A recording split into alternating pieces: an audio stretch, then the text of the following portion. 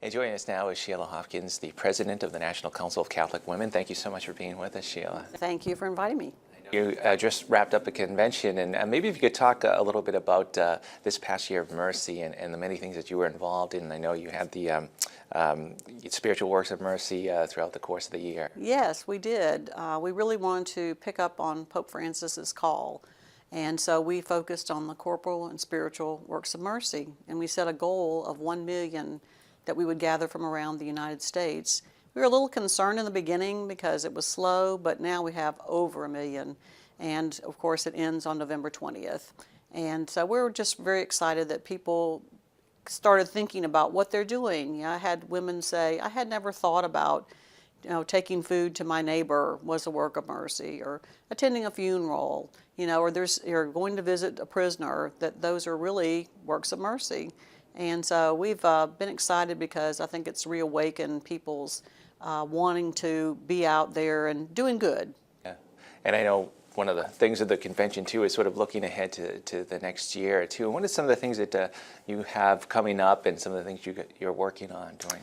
Well, we're very excited. We unveiled the Vocation Purse Club at convention because there's a great need for women who want to enter a religious order who have to either pay off education debt, or many orders require them to bring money to the table for their first 2 years.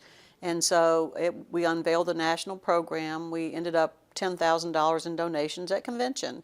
And we are partnering with the National Fund for Catholic Religious Vocations, who will work with the orders so that we can help these women who want to enter. There is a resurgence in vocations, so we're excited about that. And we are really continuing to focus on spiritual and service projects.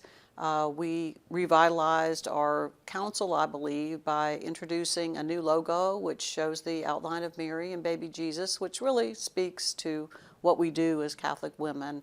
Mary is our protector. She's our guide and counselor in this life, as we say.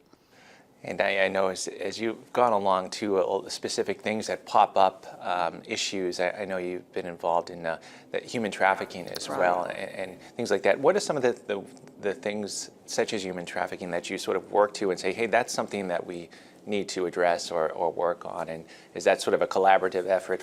It is. I think more and more people are discovering, they're surprised. They always want to first say, oh, it's not happening in my community. But once they start checking with the police and law enforcement, that are in the county or the district, they find out, yes, it is.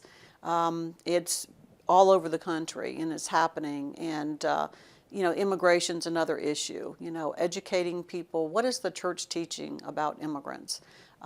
They're here, some of them are here, not under legal conditions for various reasons, especially because of lack of work in their country or persecution. And if people can understand that these are human beings, that, our Holy Father calls us to respect all human beings. And so we're trying to focus on issues of concern that the bishops are very engaged in. And I know you've been involved with the council now for a number of years. To talk about the women of the council and inviting other women to come in and some of the things that you're doing to sort of keep that going.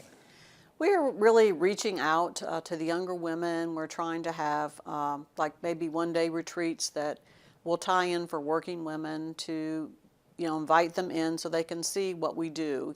There for many years people would say, oh, those are just the women that bake cookies, but that's not true, because we are of service to our parishes and in our communities, both. And I think once people get to know us, they'll see that, we're not just about baking cookies.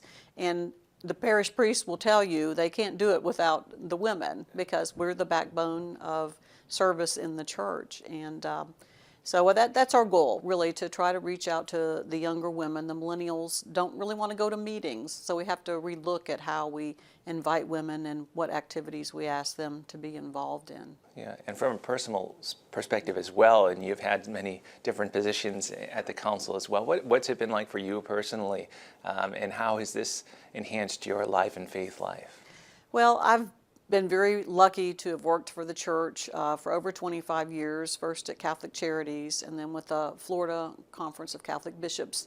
And so I always had that draw to work, for the church, because at the end of the day, we're here to love God and love our neighbor as ourselves. And so that really has been a passion for me and for other women that I've discovered in counsel. I think that's why we, stick together and do what we do, because that, at the ultimate, that's what we're here for.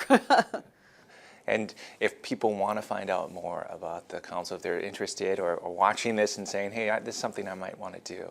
Well, we have a website, www.nccw.org, and they can go on the website. We have lots of information. Actually, there's many resources they can download for free, and they can find out how to become a member. And we will contact them. If they contact our office, then certainly someone would follow up. But we hope that we will reach out to women and give them, I think people are beginning to see that, money is not where it's at, that there is something that you have to do in life to help people. And so I'm excited about the fact that we are a vehicle for people to come to. Thank you so much, Sheila, for joining us again. Appreciate it.